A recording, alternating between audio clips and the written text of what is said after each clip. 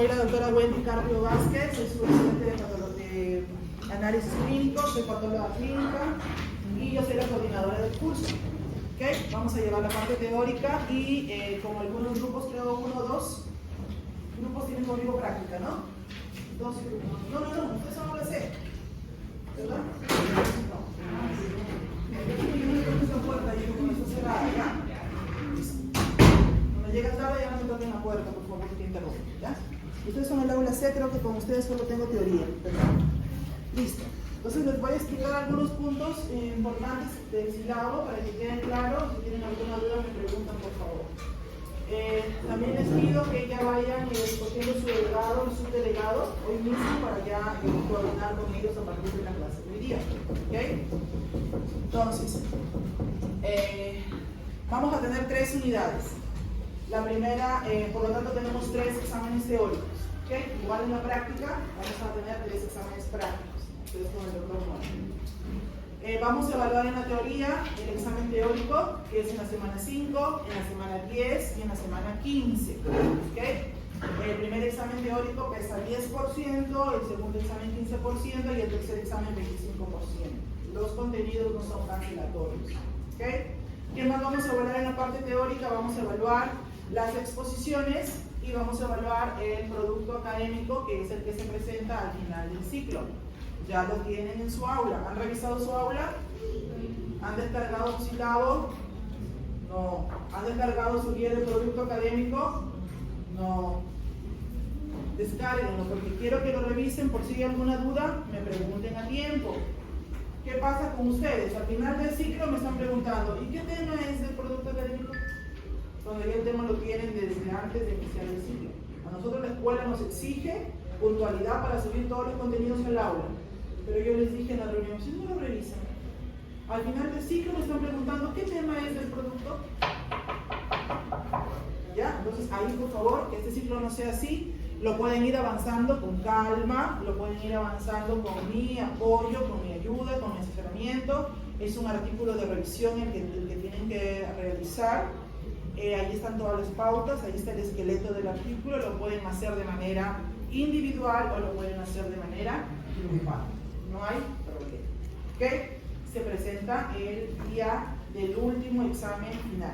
El día que dan su examen teórico de la tercera unidad, ese día me lo presentan. ¿Ya? Los seminarios igualmente, justo por eso quiero ya su delegado para enviarles a través de ellos los temas de seminario. Ustedes se van a sortear, ¿okay? ¿Qué grupo les va a tocar? Son 10 temas, ustedes son 60 alumnos. Serán pues 10 grupos de 6 integrantes cada uno, siguiendo el orden de los temas que yo les alcance. Y ya les voy a ir avisando con anticipación qué fecha le toca al grupo 1, al grupo 2, al grupo 3. Si hoy mismo tengo a mi delegado, hoy mismo ya les paso todas las fechas. ¿Cuántas exposiciones son en el ciclo? Solo 1. Así que por favor ese día que les toque exponer no falten, porque ya no hay tiempo ni fecha para estar moviendo los seminarios ni darles otra oportunidad. Entonces recuerden que el seminario es una nota que se va a promediar con el artículo de revisión, o sea con su producto académico. Se promedian ambas notas y sale una nota de producto académico que tiene un peso del 15%, si no me equivoco. ¿Ok? Eso es lo que se va a evaluar. ¿Alguna duda, alguna pregunta? ¿Algo que no quede claro?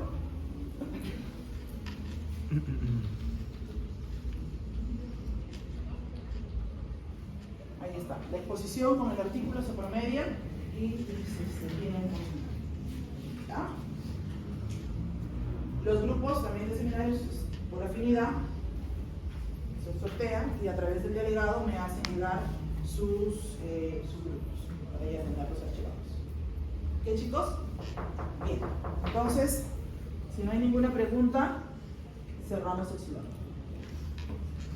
Vamos a nuestra primera clase sobre la importancia de los exámenes de laboratorio. ¿Para qué creen ustedes que están llevando este curso? ¿O para qué creen ustedes que les va a servir este curso en su carrera, como médicos, con sus pacientes? ¿Será importante? ¿No será importante?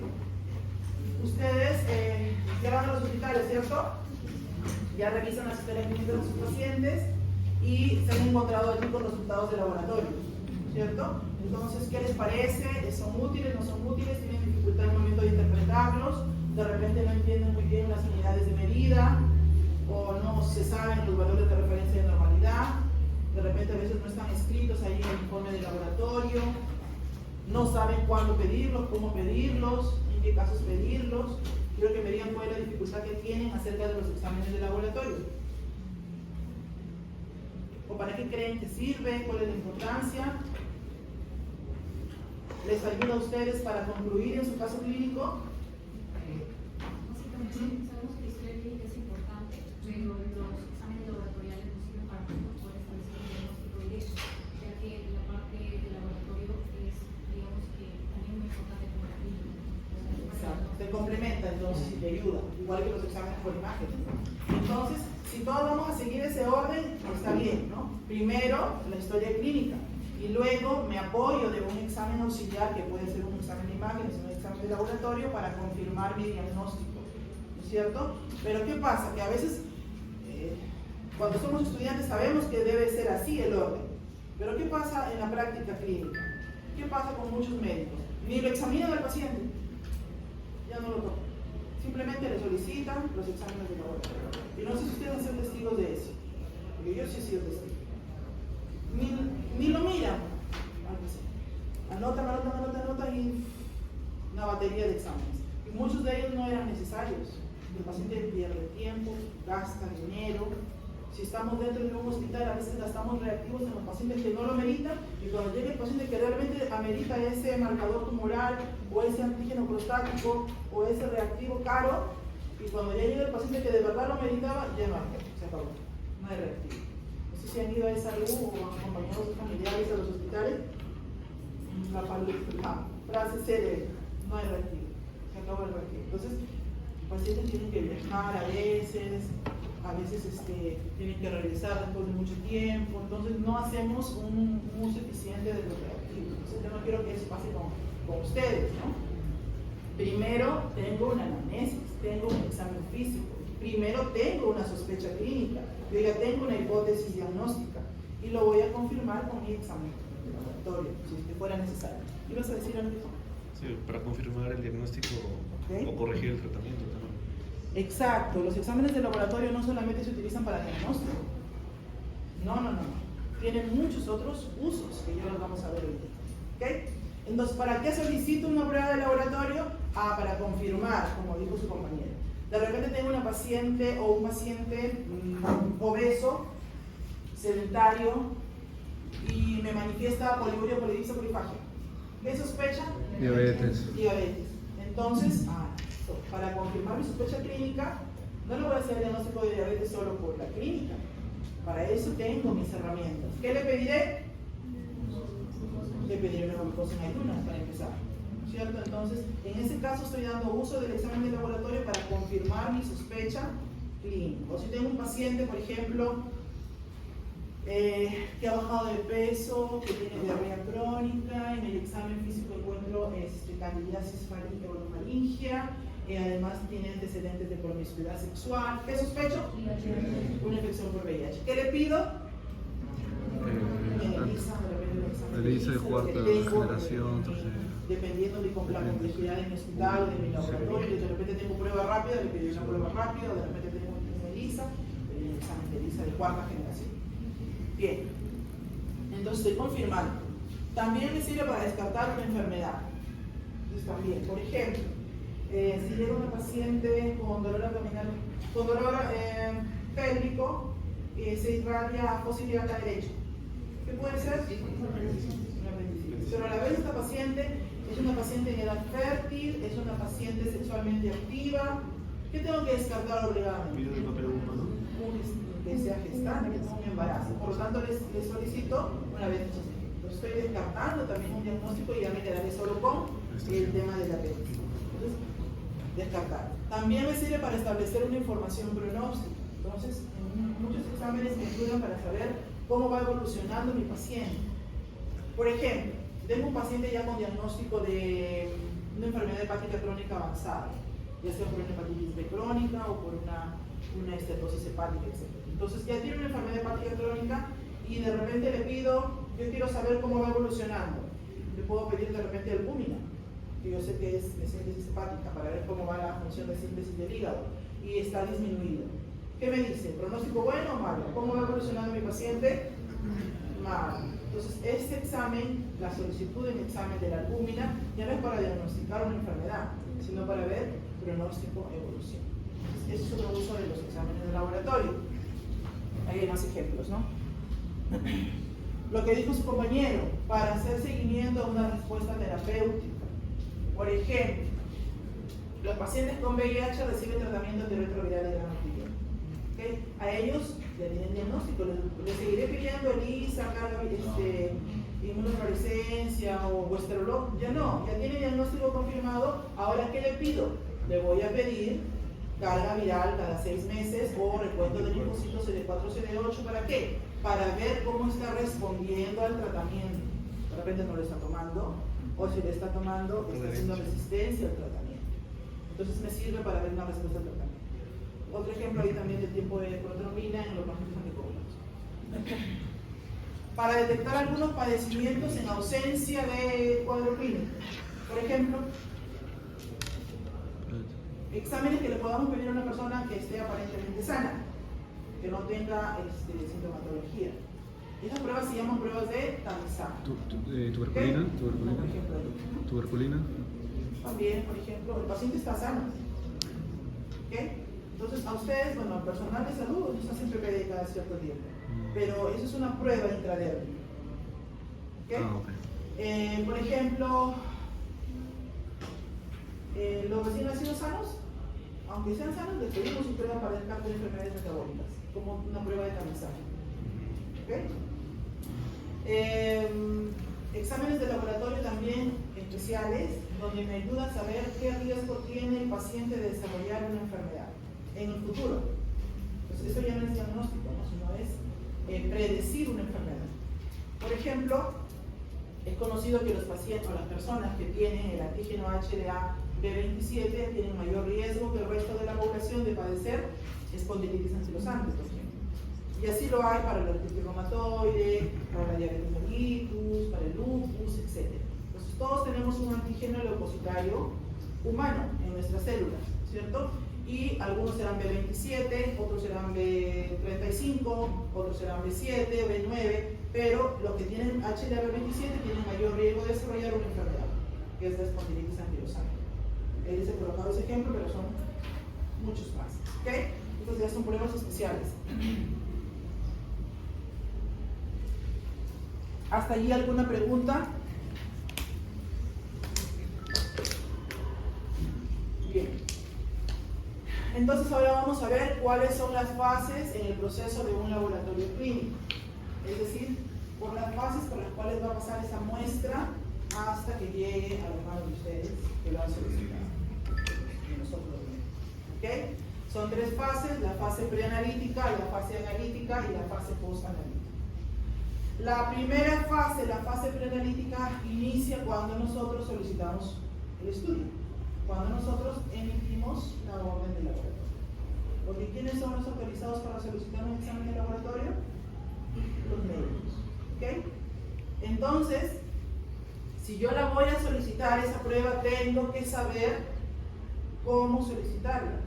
Tengo que saber cómo debe ir preparado el paciente para la toma de muestra.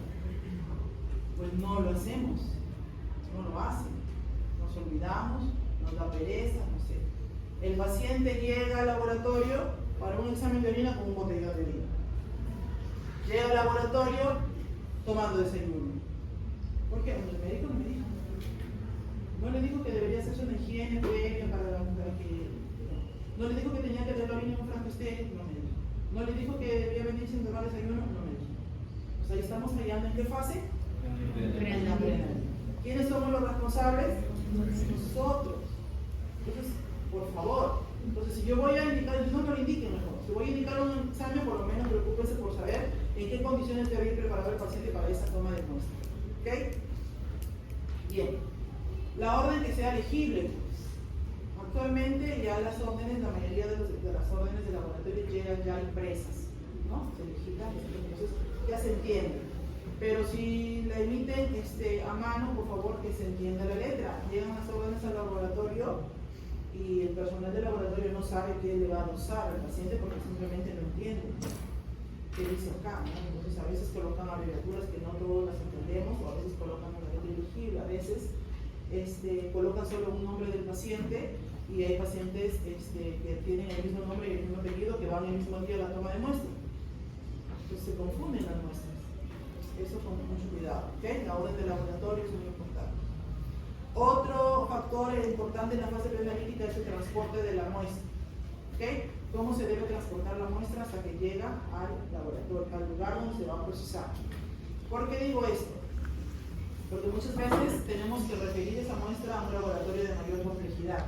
De repente yo no tengo reactivo, se me acabó el reactivo para procesar esa muestra y la tengo que llevar a otro lugar.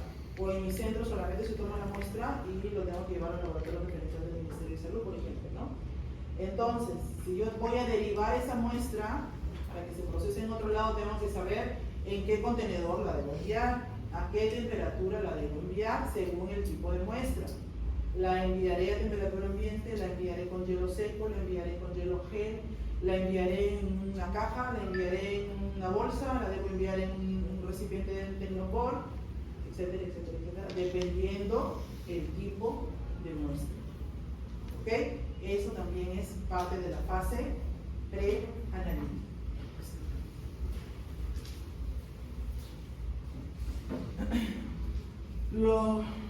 La cantidad de errores, el porcentaje de errores que se comete en la fase preanalítica oscila entre el 46 al 68%.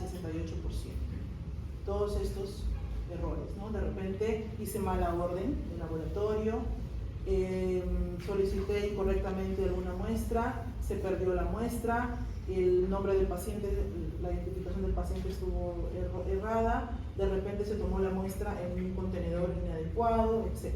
Entonces, hasta eso hay que tener en cuenta, ¿no? Tengo que tener en cuenta, en el momento también que interpreto los resultados, que yo no voy a esperar los resultados que sean iguales en un niño como en un adulto, o en un hombre como en una mujer, o dependiendo de dónde proviene el paciente, ¿no? Por ejemplo, si yo les pido a todos ustedes dosaje de creatinina en sangre, ustedes tienen la misma edad casi todos, están aparentemente sanos, están todos sentados y a todos les tomamos una muestra para dosaje de creatinina en sangre. ¿Espero tener el resultado iguales en todos? No. ¿Por qué? Por todo esto, ¿cierto? Si les estoy pidiendo creatinina, ¿quiénes tendrán más creatinina, los hombres o las mujeres? Los hombres. ¿Por qué los varones? O las mujeres son las que tenemos más. Estoy hablando de niveles normales, no patológicos, sino dentro de los valores de referencia de normalidad. O las mujeres tenemos más creatinina. ¿Por qué? ¿Por qué? ¿Por qué el hombre? ¿Quién tiene más creatinina, el joven o el anciano? ¿Por qué? ¿Quién tiene más creatinina, el bebé o el adulto? ¿Por qué? ¿Ok? Entonces tenemos toda esa variabilidad. Hay exámenes, por ejemplo, que se deben tomar en la noche y no en la mañana. ¿Qué examen, por ejemplo? No, glucosa sanguínea. Hay exámenes en los cuales el paciente tiene que estar en un ambiente oscuro para tomarle la muestra, o inducirlos al sueño para tomarle la muestra. Por ejemplo, la hormona de crecimiento. ¿Okay? Entonces, la mayoría de los exámenes se toman en la mañana y en ayunas. ¿Por qué? Cuando ustedes tienen una orden de laboratorio, ¿no van en la mañana sin tomar desayuno? ¿Por qué no van en la tarde? ¿Por qué no van en la noche o a las 11 de la mañana? Se alteran. Pero en la tarde también puedo ir en ayuno. Cuento 6 horas para atrás y de ahí ya no como. Puedo ir a las 5 de la tarde, o a las 6, o a las 3 de la tarde. Entonces, si lo ves en la mañana, el paciente no va a comer, ¿no? Porque va a ir directamente a la clase. Porque está durmiendo y no come. Si se levanta en la noche, ¿no? Algunas hormonas se activan de día. No le voy a pedir hormonas, le voy a pedir un hemograma o le voy a pedir urea, creatinina, no, hormonas no tiene hormonas. ¿Por qué en la mañana? ¿Por qué no lo cito en la tarde? O en la noche, que le tome el personal que está de guardia. ¿Alguna idea? No es por el ayuno. Porque le puedo tomar en la hora del almuerzo, lo que no almuerzo, le tomo una tarde, de la tarde, y no almuerzo. No, le digo que esté en reposo, que no haga actividad física, pero que vaya en la tarde. Que esté sentadito en su casa. ¿Por qué puede ser? ¿Por qué más? Porque van en la mañana y están formando su cuerpo. Todas las mañanas. ¿Por qué? ¿Por qué decirles que vayan en la mañana? Si tienen que ir a trabajar, ¿qué van a perder de ir a trabajar? Fastidio, ¿no? En la mañana. ¿Por qué, doctora? Levantarse temprano, formar la cola y ir al laboratorio. Entonces no se olviden del ayuno, muy importante, sobre todo la glucosa y los triglicéridos varían mucho si el paciente no guardó el ayuno correspondiente, ¿ya? La orden de laboratorio, no se olviden todos los datos del paciente. Si tiene 2 nombres, 2 nombres. Recuerden que hay pacientes hombres que tienen nombre de mujer. ¿Y ustedes no colocaron el sexo? Sí. Hay pacientes que se llaman... Denis. Denis, por ejemplo. Denis hay hombre y Hay mujer. pacientes que se llaman Carmen y son hombres. Carmen. Sí, Jesús puede ser llamarse hombre o mujer. Jesús. ¿No? María José. Bueno, ahí está intermedio, No, es bien curioso los nombres y apellidos. Bueno, apellidos no hay problema, pero hay nombres que no sabes. Si tú no le pusiste el sexo, entonces el personal de laboratorio dice, ¿será hombre, será mujer? Entonces ni siquiera para mi estadística me va a servir porque no me puso el médico si es hombre o es mujer. O la edad, que es muy importante para ubicarlos en los valores de referencia de normalidad, ¿no? Entonces no se olviden. A veces el mismo día van 2 hermanitos que se llaman igual y tienen el mismo apellido. Entonces, si ustedes no colocaron algo que los diferencie, a la hora que procesen la muestra no va a saber quién fue. Si el gemelo 1 o el gemelo 2.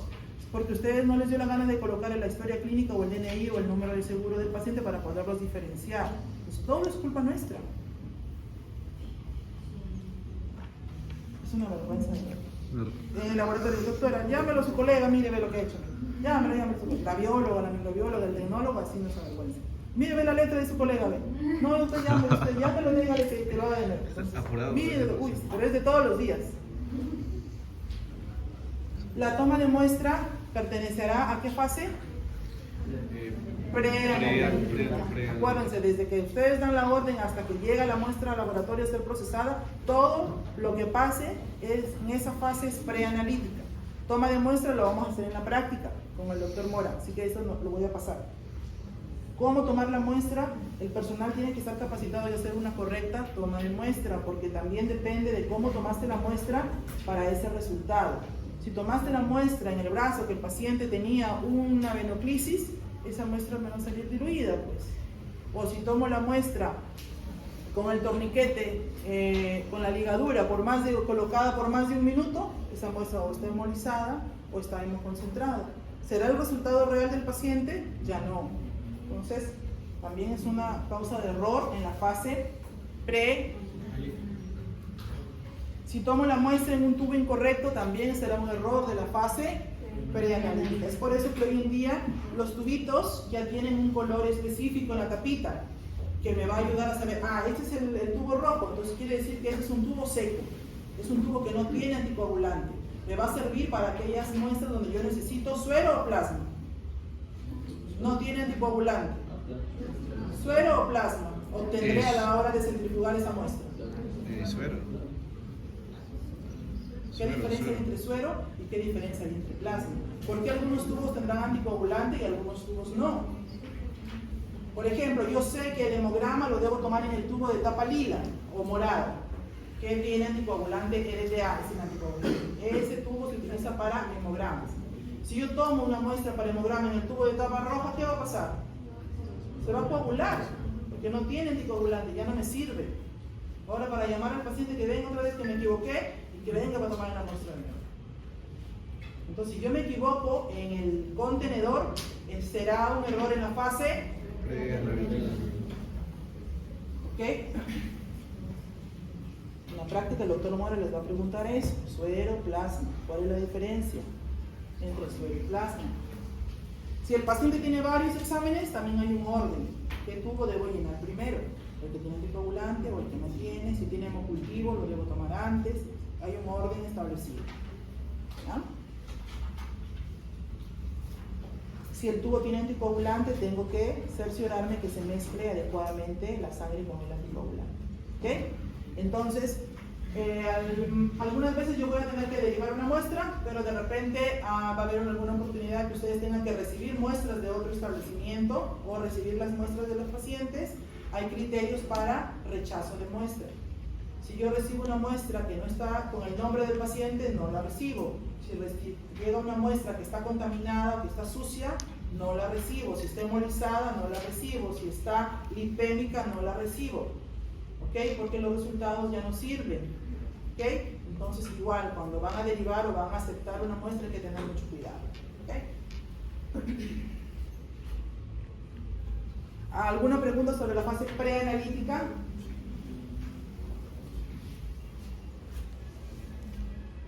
¿Alguna duda?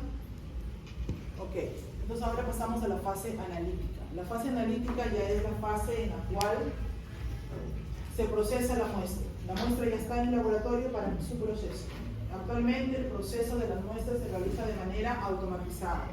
Rara vez ustedes van a ver en los hospitales que se realicen de manera manual. Antes sí se hacía de manera manual. ¿Okay? No habían estos equipos que hay ahora donde se coloca la muestra y en unos minutos se imprime el resultado. Antes no había eso. Ahora ya lo hay. En buena hora. Ya se han disminuido bastante los errores en la fase analítica. Siempre y cuando esté yo capacitado para manejar el equipo. ¿Okay? Hay una parte que lo hace el tecnólogo, el biólogo, el patólogo, pero hay otra parte que ya lo hacen los ingenieros biomédicos.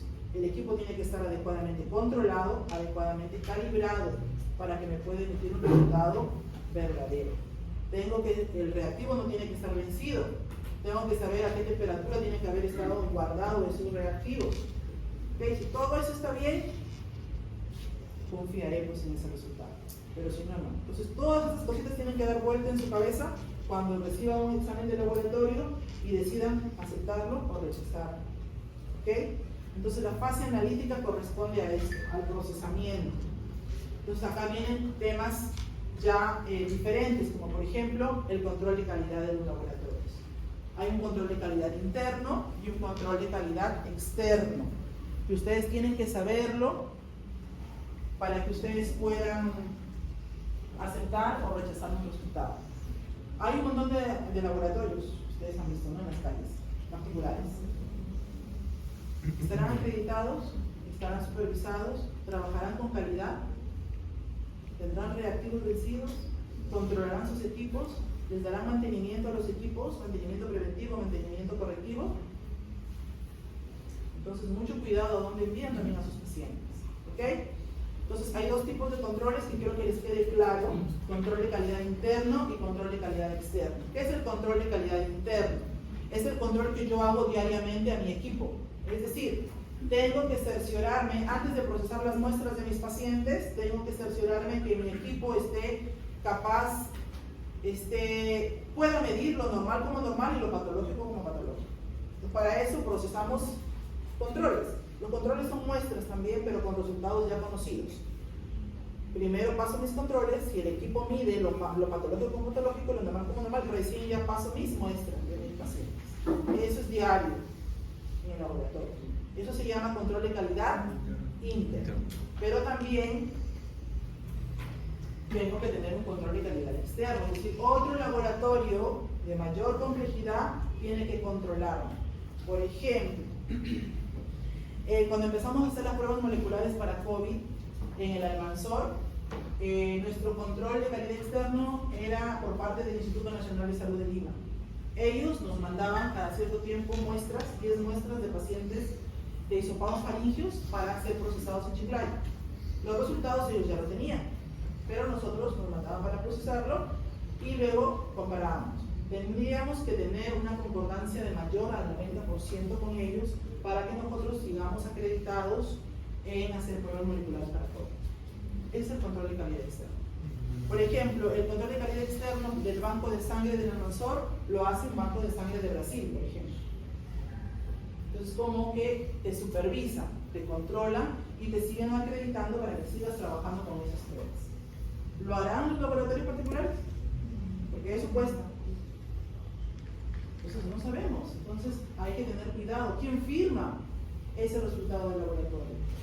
¿Quién lo realizó? ¿Quién lo validó? ¿Está validado por un patólogo clínico? ¿Tiene controles? Entonces todo eso, ¿ya? Sobre todo si su resultado no concuerda con la clínica del paciente. Se ponen a pensar en todo esto. ¿Ok? Bien, ¿quedó claro el control de calidad interno y externo? ¿A qué fase pertenece? La fase analítica. Analítica, no se olviden. Parece mentira, pero les colocan el examen y no contestan. Doctora. Sí. Por ejemplo, en esta imagen estamos viendo los controles que utilizamos para el equipo de hematología. ¿Okay? Esto es una foto del hospital. El control de tapa roja es el control alto, el verde es el control normal y el celeste es el control bajo. Antes de procesar los hemogramas de mis pacientes, primero hago que el equipo procese estas tres muestras y chequeo si el patológico resulta patológico, el verde normal y el azul no. Entonces, si todo está ok, paso las muestras de mi paciente. Si no, no, hasta resolver el problema. De repente el equipo está sucio, necesita otro lavado, de repente tengo que llamar al ingeniero que me ayude, algo pasó, se descalibró, de repente hubo apagón, etcétera, etcétera, etcétera. ¿Okay? Todo está bien si es que el equipo está trabajando correctamente. Y el personal tiene que estar capacitado para manejar el equipo. ¿Okay? Y el personal también tiene que estar capacitado porque si falla el equipo, tiene que regresar a lo de antes y hacerlo manual. También pasa eso. ¿Ah? Muy bien. Luego viene la fase post-analítica. Entonces, ya se procesó, ahora tengo que emitir un resultado. Entonces, la emisión de los resultados es también un tema muy delicado. Porque muchas veces los resultados tienen que pasar por un digitador para que los resultados suban al sistema. El digitador no es personal de salud, es un personal administrativo. Nos ha pasado, por ejemplo, hemogramas con leucocitos. El paciente tenía 6.000 leucocitos, pero el digitador digitó 60.000. Entonces, qué diferencia, ¿no? Y si ustedes le hacen caso al estudio, ¿qué señor? ¿Usted debe estar infectado o tiene una leucemia? Pues vaya con el hematólogo. Entonces, hay que ver. O por ejemplo, corrió la coma o el punto, o en lugar de colocar microgramos colocó miligramos o colocó gramos. Entonces ya malogró todo. Por más que la fase preanalítica o analítica haya estado perfecta, se malogró todo en la fase posanalítica. O si le doy el resultado de Pedro, lo tipeo en la historia de Juan, también se malogró todo. Eso es error en la fase posanalítica. A veces tengo que conservar esa muestra. A veces no la elimino, la conservo, porque tengo que repetir el examen o porque mañana pasado me llegue el reactivo para el resto de exámenes, etcétera, etcétera. ¿Cómo conservo esa muestra después de haber sido evaluada? También es parte de la fase posanalítica. La refrigero, la guardo a temperatura ambiente, la guardaré en oscuridad, la congelo. Tengo que saber, dependiendo del tipo de muestra, si la puedo guardar, a qué temperatura la puedo guardar, cuántos días va a seguir estable, etcétera, etcétera. ¿Okay? Eso también es parte de la fase post-analítica. Luego viene la validación de los resultados, que eso lo hace el médico, ¿okay? O el patólogo clínico, o ustedes que van a estar con el paciente y van a cerciorarse con la historia clínica del paciente. ¿Okay? ¿Cómo valido? ¿Cómo sé que debo validar o puedo validar ese resultado? O porque tiene que tener concordancia con el diagnóstico, tiene que tener concordancia con el motivo de consulta del paciente, porque tiene que tener concordancia con otros exámenes que tenga el paciente, o con exámenes anteriores que tenga el paciente. Por ejemplo, si el año pasado tuvo el paciente un examen donde su grupo sanguíneo es O positivo, y ahorita le vuelvo a pedir y sale A positivo, ¿qué pasó? ¿A cuál le hago caso? ¿Al del año pasado o al de ahorita? ¿Con cuál se quedarían ustedes? ¿Con el O positivo o con el A positivo? Con el O positivo porque es más frecuente. me dio con el A, que es el menos frecuente. Y después la paciente se choca, la tienen que transfundir y le ponen un A positivo y se muere. Le ponen un O positivo y se muere. ¿Con cuál me quedo? ¿Con el del año pasado o con el de actual? El actual. Con ninguno. Poder hacer la prueba. Porque en algunos hubo el error. O es O o es A. ¿Cómo lo confirmo? Volviéndole a hacer mi grupo sanguíneo paciente. Obviamente, chicos. Bien. Datos demográficos. De repente son pacientes que vienen de zonas altoandinas y acuérdense que en ellos encontramos hematocritos muy altos. Pues también tiene que concordar mi hemograma dependiendo de la zona geográfica de donde viene mi paciente. Muy bien. Si no hay congruencia, repetiré. ¿Ok? Nuevamente volveré a analizar mi paciente, volveré a pedir una nueva muestra, etcétera, etcétera, y sobre todo comunicar el error para que no se vuelva a repetir. Pasa mucho, aunque no lo creo. Entonces, ¿qué quiero que ustedes entiendan? Cuando llegue un resultado de laboratorio en sus manos, no crean ciegamente 100% en ese resultado. No, tiene que haber concordancia con lo que ustedes esperaban encontrar. Ya. Chicos, llegan órdenes al laboratorio de PSA en pacientes mujeres. Entonces, ya pedimos por pedir. Entonces, no, eso no puede pasar. ¿Ok? Y acuérdense de todos los posibles errores que pueden haber pasado. Por lo tanto, duden de ese resultado y pidan una nueva muestra. Si es que algo pasa, ¿no? Entonces, pasa mucho. Luego también en la fase postanalítica está, aparte de la emisión de los informes, está la parte de cómo yo ya descontamino y elimino todos los productos que se han ido acumulando y se han ido formando con el procesamiento de esas muestras. Dónde eliminaré las gasas, dónde eliminaré los tubos, dónde eliminaré las agujas. Eso también tiene que ser supervisado por el médico. Entonces nosotros como médicos somos los responsables de establecer los manuales, sobre todo, muy importante, el manual de bioseguridad, no solo en laboratorio, ya sea en emergencia, ya sea en hospitalización, ya sea en consulta externa, somos nosotros los responsables de que existan manuales actualizados, de socializarlos con nuestro personal a cargo y de que lo cumplan. ¿Para qué? ¿Por qué es importante esto?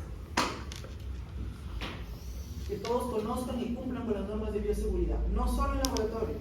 Ya les dije emergencia, hospitalización, consulta externa, sala de partos, sala de operaciones. ¿Por qué a mí como jefe me interesaría que el personal lo cumpla, lo sepa? Para evitar accidentes laborales. ¿En laboratorio qué accidentes pueden ocurrir? Sí, si tienen un mechero, microbiología, sí. ¿Qué más? Intoxicación. Una sustancia química que puede afectar, porque aquí estaba sin el personal porque no estaba con sus lentes, o estaba sin guantes, o estaba sin mascarilla. ¿Qué más puede pasar en el laboratorio? No utilizó su como la señorita que está ahí, la de verde, de repente no está con su cabina de flujo laminar totalmente cerrada y se contagia. Muy bien. ¿Qué más puede pasar? Se derraman los fluidos. Algo muy frecuente en el laboratorio es en el momento de la toma de muestra. ¿Qué pasa? Te pinchas con la aguja del paciente. Si el paciente tiene VIH o hepatitis B, ya fue ya. No fue. ¿Qué pasa si estás tomando la muestra o estás colocando un inyectable o estás colocando una vía y te pinchas? Pues, ¿no? El guante no te protege. La aguja todavía es el guante, ¿no es cierto? ¿Qué pasa? ¿Qué debo hacer si me pinché? ¿Qué debo hacer? Me voy a mi casa y llorar ya. Me retiro del recurso. ¿Ah? En ese momento, ¿qué hago? Me quitaré los guantes, en ese momento, ¿no? Me quito los guantes y ¿qué hago? Y me voy a un grifo, a un caño. Y debo forzar el sangrado. Forzar el sangrado y ya. ¿Hasta cuándo? Me calmo. Escribes bien, ¿y después qué hago? ¿Después qué hago? ¿Me quedo callada? No, tengo que avisarle a mi jefe inmediato superior o a mi docente si es que estoy estudiando. ¿Okay? En los hospitales grandes generalmente hay un área específica, una oficina específica de esto, ¿no? de accidentes laborales, o el área de epidemiología también lo puede ver. ¿Ok? Entonces, ¿por qué? Porque se tiene que desarrollar todo un protocolo. Si el paciente tiene VIH ya confirmado, ¿qué va a pasar conmigo? Me tengo que hacer exámenes ese mismo día. ¿Por qué? ¿Porque ya me contagió ese mismo día? No. ¿Por qué me tengo que hacer ese mismo día? Yo también un examen de ELISA y de hepatitis B y de hepatitis C, etcétera, etcétera. ¿Por qué el mismo día? Porque de repente yo ya tengo la enfermedad, Sí, se no está lo sabía, incubando, y no es por el pinchazo, ¿cierto? Entonces ese mismo día empiezo mi basal. ¿Qué va a pasar conmigo si el paciente tiene VIH? ¿Ya fui? El tratamiento. No, ¿no es cierto? Tengo que tomar mi quimioprofilaxis, tengo que tomar carga. ¿Por cuánto tiempo? Sí, 4 meses. 4 semanas. A menos que la norma técnica ya haya cambiado, eran 4 semanas que yo tengo que tomar el mismo tratamiento que toma el paciente de VIH, el carga. ¿Ok? Y luego hacerme mis exámenes periódicos hasta prácticamente, y tengo que tomar el carga, empezar el carga dentro, si no me equivoco, de las 48 horas. No lo voy a iniciar de aquí a la próxima semana al inicio. No, pues ya no me cubre, ¿no? No me protege. Y si tiene el paciente hepatitis B, ¿qué pasa conmigo? Ya fui ya. No. ¿Pero por qué me preocupo por la hepatitis B si todos tenemos ya la vacuna? ¿O no están vacunados? ¿Completas? Entonces, no estoy protegida. Y si las tengo completas, ¿estaré protegida? ¿Cómo sé que estoy protegida? ¿Qué examen me debo hacer para saber si estoy protegida? Anticuerpo. Que mis vacunas, ¿qué anticuerpo? Que la vacuna me protegió. ¿Qué examen me puedo hacer para saber si estoy protegida y ya me quedo tranquila? GM. El anticuerpo contra el antígeno de superficie para la hepatitis B. Ese. ¿Okay? Incluso en la norma técnica está el valor y todo. Uy, no, está bajísimo, 50 salió, no estoy protegido. ¿Qué pasa conmigo? Me acuerdo y de verdad que no me puse la última dosis. ¿Qué debo recibir? Dentro de las 48 horas, la vacuna, que no me puse. ¿Al efecto? No, ya no. O sea, sí me va a hacer efecto la vacuna, pero todavía no, eso demora. Tengo que recibir la inmunoglobulina para la hepatitis B. Ojalá alguien en el hospital. Si no la consiguen de donde sea, porque tienen 48 horas para hacerlo. ¿Ok? Yo me pinché tomándole muestra a una paciente con hepatitis B y con carga viral altísima. ¿Ok? Felizmente conseguí, no en esa luz, conseguí en la tercera la inmunoglobulina y me la puse. Me la pusieron. Cuando el paciente, cuando tú ya sabes que el paciente tiene la enfermedad, más nervioso te pones. Prevenir. Entonces ya, listo. ¿Alguna pregunta?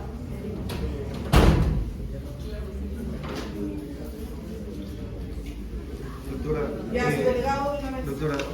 doctora, hospitales supervisan a otros hospitales porque es servicio de calidad, ¿no?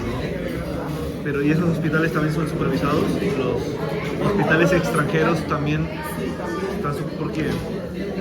Como te digo, puede ser de otro país, otro hospital que lo supervisa. Y de esa ciudad también es supervisado. Ok. Están El supervisados. delegado ya, ¿quién va a ser?